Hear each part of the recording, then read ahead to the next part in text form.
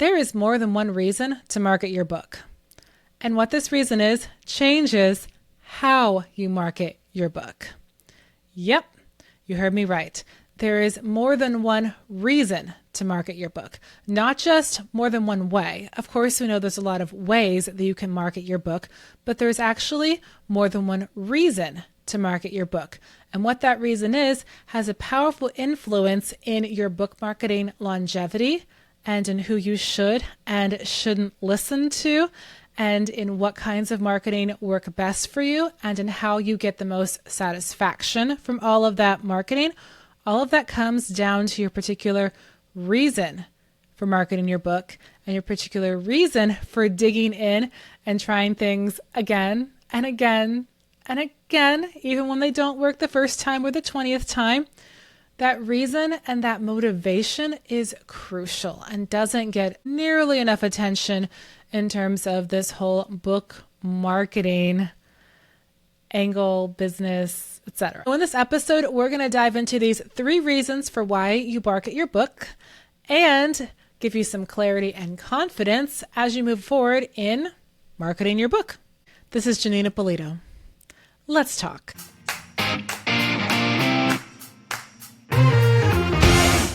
And welcome back to the Author Culture Podcast, where we celebrate science fiction and fantasy stories and help authors write more of them, because we love endless TBR piles and happy readers. Whether you're here to explore craft, culture, or that fantastical edge of storytelling, I'm super excited that you tuned in today.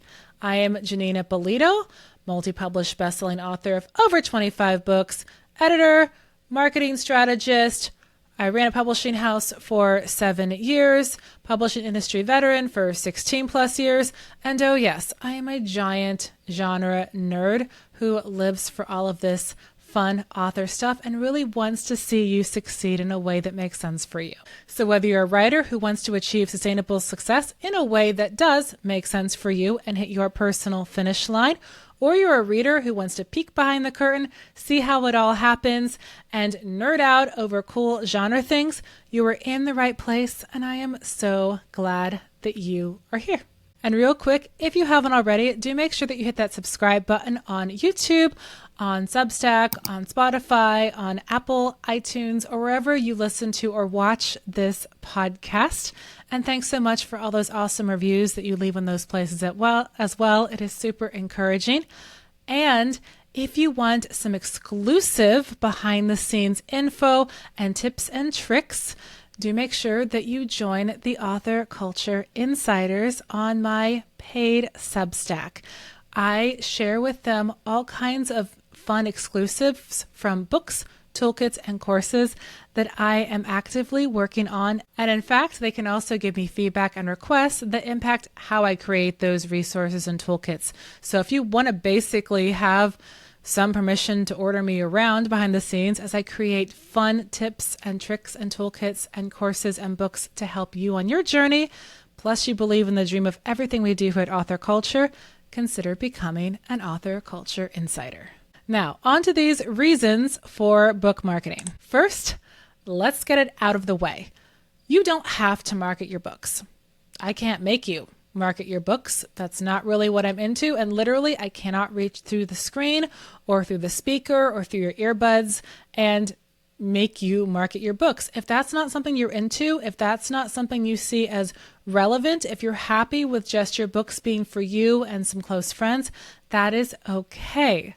You can still try to figure out if these reasons fit you, but all of these reasons do really encompass authors who want readers to be enjoying their stories.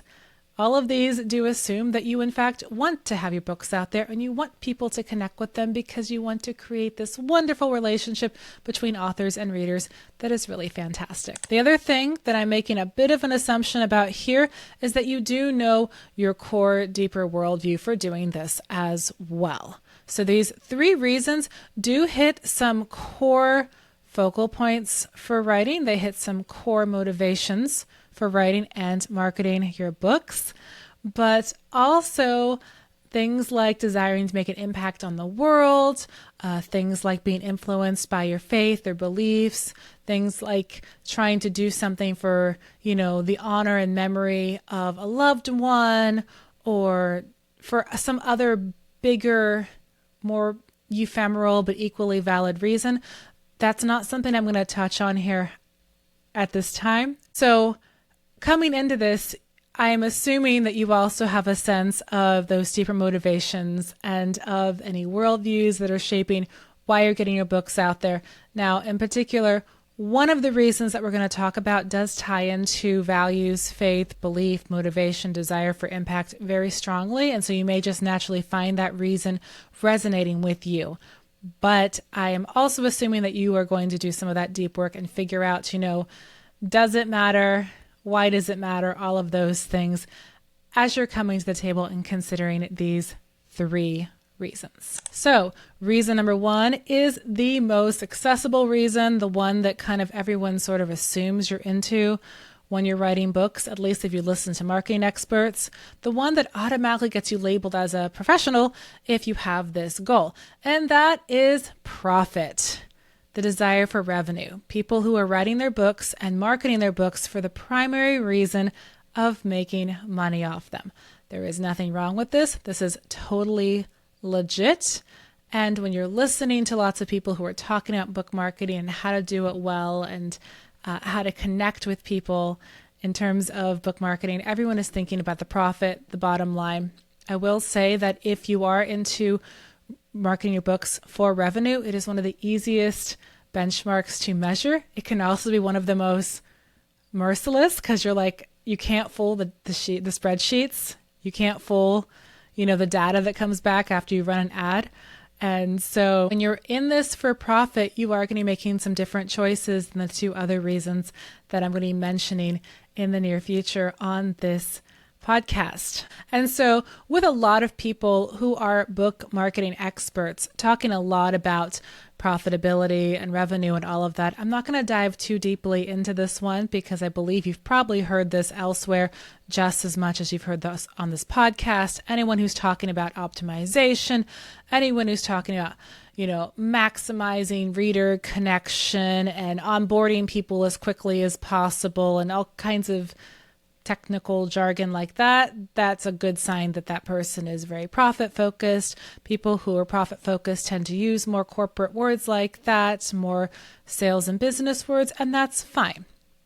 I would just give you 2 warnings with this. The first one is it can be really tempting when you're trying to create profit with your books to latch on to someone's proven, given, guaranteed formula. And they may actually have a lot of valuable things to teach you. There's a lot of timeless, solid business practices that it's really helpful to learn if you're seeking to create profit-forward books. But always remember that you have to test and try these things out on your own. Just because you have a perfect formula doesn't mean it's going to work perfectly for you the way it works for someone else. And I guarantee behind the scenes, that person is also having to do trial and error and testing things out and looking at the data and making adjustments and learning all of that. That is just part of what you have to do in this industry and in any industry where profit is forward. So understand that and make sure that you have some discernment about people who are saying, oh yeah, this is guaranteed success, because nothing is. Now, there are great timeless principles they can teach you that can get you a really good chance of success, but they can't guarantee it. Secondly, understand that while your focus for your books may be solidly profit driven, and that is legit, you can't 100% escape the creative processing part of writing. And so there might be a time in the future when, despite your best efforts, you may have a desire to create a book, short story project, whatever that really doesn't fit your profitability and revenue streams. And I encourage you to leave space for that. I mean, make your profit and put some aside and give yourself space so that when those projects come up that we call heart projects, heart stories, make sure you have time to write them, because those are equally valid. And one of the things that kind of breaks my heart a little bit about people who get so focused on the profit in business that they're using what I would think of as excessive use of helpful tools, excessive use of tech to kind of just make the product, as palatable to the consumer as possible. We're not really thinking about words and stories. We're thinking about palatability. We're kind of creating a book the way that we create the perfect Big Mac.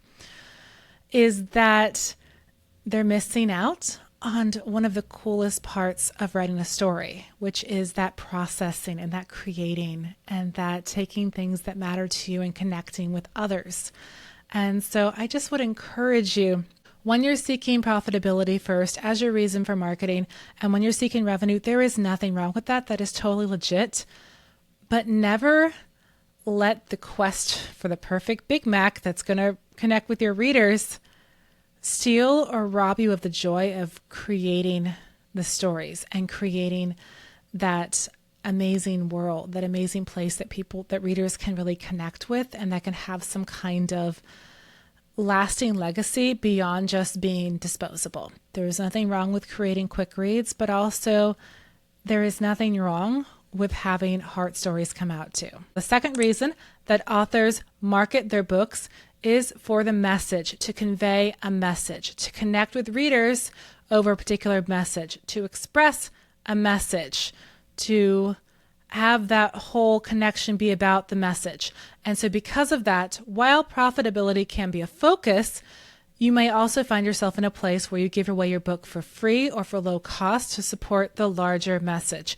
You often see this in nonfiction. You often see this where people have this big speaking platform, and then at the end, they're sitting there with their one or two books and they're signing books based on their overall platform. But you can also see it in the fiction world, particularly with books aimed at children where they're trying to teach some kind of message, especially when we're thinking about ages 2 to 3 and up through 10. And that's not to say that all books don't have a message. Of course, all books have a message. Go back and listen to or watch my episode on theme for the crucial importance of message, whether it's a deep message or a more accessible and light message. But either way, message is there. But people who are marketing with the motivation of message have a different focus that may or may not involve profit as that focus. It just may not be as important to them. And that is completely fine. And again, it may be something where people look at your books and go, oh, if you just changed this and eased off on this and didn't really do that and really didn't think about that thing over there, just kind of let that whole theme go, your books would sell more. And you might say, but I don't want to change that theme. That's really important to me. That is very personal to me. That is something that I think the world needs. That theme stays right there. That's how you know that your primary goal for writing the book was likely message, and your primary goal for marketing, your reason for marketing, the thing that wakes you up and gets you going, doing your book marketing when you don't feel like it, is expressing and conveying that message. And this can be totally legit. I'm just going to give you 2 little disclaimers or caveats here, just like I did with profitability as a reason. For message as your reason, first, always make sure that your books themselves are of a certain level of quality. When the biggest focus in your books and the biggest focus in your marketing is a certain message, sometimes that message can actually overtake the basic quality and the basic needs of a book to connect with readership. This is where we often see books, especially fiction books, that are called preachy. It doesn't mean that, your book has an agenda and other books don't. Newsflash, all books have an agenda. All books have a theme. It can be something that is more generally accepted or less accepted or all of that, but they're all going to be there. But if you're kind of hammering that message home in your book and in your marketing over and over and over again, and you're not talking about anything fun with the book, you're not saying, oh yeah, and the characters are fun, or oh yeah, it takes people on an adventure, and oh yeah, it goes to these intense places. If you're just focusing on how good this book is for people, kind of like eating broccoli, it's going to be a little bit difficult to market that book. And even if your goal is to say, well, I'm taking this book and I am marketing it to moms to get their kids to read good books that kids should read, that's great. And I'm sure the moms will buy it because they're looking for good, nutritious books. The kids aren't going to be so keen about broccoli. You got to find a way to make that book exciting and fresh and interesting and a great story for those kids, not just thinking about the good, nutritious message you're trying to put into that book. The second thing I would consider with this is in your marketing, that message is your main strength. And so make sure that you're embracing that. Again, make sure that you're also talking about how much fun your book is and how well written it is, or how interesting it is, or, those points that get people to read the book. But also don't be afraid to stick the message in your marketing, because you're likely going to be connecting with people who agree with that message in some cases. And so they're going to be interested in that. They're going to be attracted to that. And that is a totally legit kind of marketing. And the third reason for marketing your book is self-expression. So we're going right back to the idea of those heart stories. And this is where you're marketing that book because, yes, you wrote it for yourself. You wrote it to express something, but also you want other people to enjoy that expression. You want to connect with them over that expression. You want to change their lives due to that expression. You want to create a fun relationship or a fun community around that expression. You want to create fun things that you enjoy, but also help other people to enjoy them as well. And again, it doesn't mean that you can't make a profit and make revenue if your focus is self-expression, if your focus is entertainment, if your focus is showing up as yourself with these books that are part of you and connecting with readers who like that. That is great. That often connects well with a personal brand. But this is also an area where people say, oh, well, if you can just make this less you and kind of clear all that clutter out and optimize it and smooth this out and make it more like this trend, you could sell more. If that idea offends you, if you don't like the idea of having to smooth off all the edges and hit the trends and take your personality out of something, if that chafes you, then likely one of your main reasons, if not your main reason, for book marketing is self-expression. And likely one of the reasons you wrote that book, and probably the primary reason, is for self-expression. That's totally legit. And in fact, when we think of some of the original purposes of stories, especially back in oral tradition, it was often a matter of self-expression, or it was a matter of conveying a historical message, conveying the story of a people group, and all those kind of things. The idea of creating all of these fiction books and piling them up and making lots and lots of money off them is actually more recent. Think about it, even back in medieval days when you had the bard who went around singing songs and telling stories. That was not really the place that you went into as a super lucrative career. The idea of going into fiction as a way to make hundreds of thousands of dollars is a rather more recent goal versus the idea of getting into fiction and storytelling to convey messages, to share history, to express yourself, all of those things. Those are actually things that we see happening through history far more than the idea of going in and having a ton of stories out there and making a huge profit. Again, nothing wrong with that at all, but just to give you a little bit of perspective here. Now, when we're talking about marketing for the purposes of self-expression and making that community with others and connecting with readers over that expression, there are two things you want to keep an eye on with that. First of all, you do want to make sure that you are creating books at a certain level of quality again, and that you are taking your readers' interests into account. When your focus is, of course, on self-expression and bringing yourself to the page, it can take a little bit of extra effort to also listen to people and say, okay, but what are they also interested in? And where can I do some give and take here? And what kind of community do I want to create so that everyone here is enjoying it? And again, if that's not really your thing, if you don't really care about what the readers are thinking, I would question if you really want to market your books at all or connect with readers, because in some way, shape, or fashion, you need to be connecting with them through your stories. You need to be connecting with them through your marketing. And with the advent of AI and different things, there's so many ways that people can just sort of create their own stories without even needing authors as part of the process, that showing up with your own unique form of self-expression, but also in a way that shows some level of regard for the reader, that is how you're going to be able to win going forward, is having some kind of personality in that, in some kind of way, shape, or form. And that is something else that I do want to encourage you with. A pitfall of marketing because of self-expression can be the you show. Sometimes that crazy main character energy, which can be fun, and self-confidence can be great. It can be a little self-focused, so you do need to make sure that you're keeping readers in mind and keeping that two-way connection open in some way. But also, do lean into it. Lean into that personality. Lean into why these books matter to you and make those connections.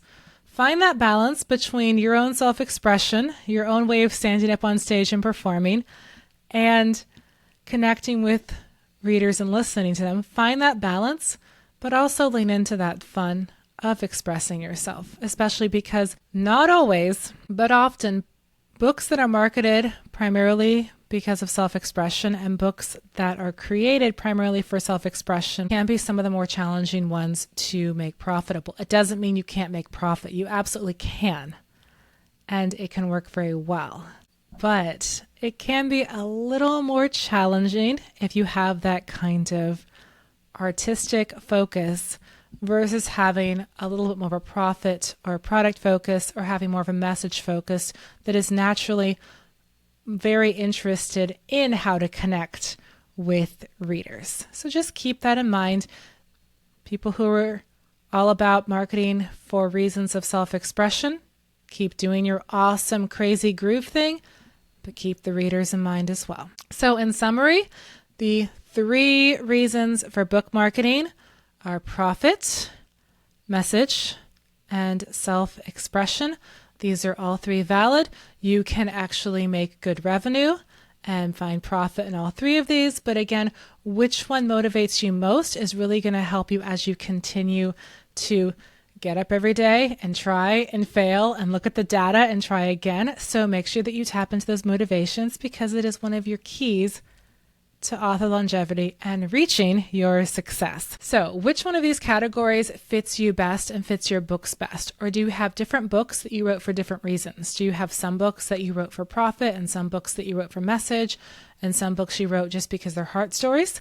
Go ahead and share in a comment. I would love to open a conversation and let's all chat together. Also, this episode was actually a snippet of a larger project that I have tested out at a conference and talked about with various people, and I'm creating a book out of it and some other resources. And if you are an author culture insider, if you are on my paid Substack, you're going to get a sneak peek of this. So there's still time. If you aren't on my paid Substack yet, hop over to Substack, Author Culture, become a paid subscriber, and get access to some more deep dives into this area. And of course, you can also give feedback, which shapes how this book and how these resources are going to be created, which is really fun. And I really appreciate it. Now, thanks so much for hanging out with me today. I'm Janeen Ippolito of Author Culture. Go forth and be awesome.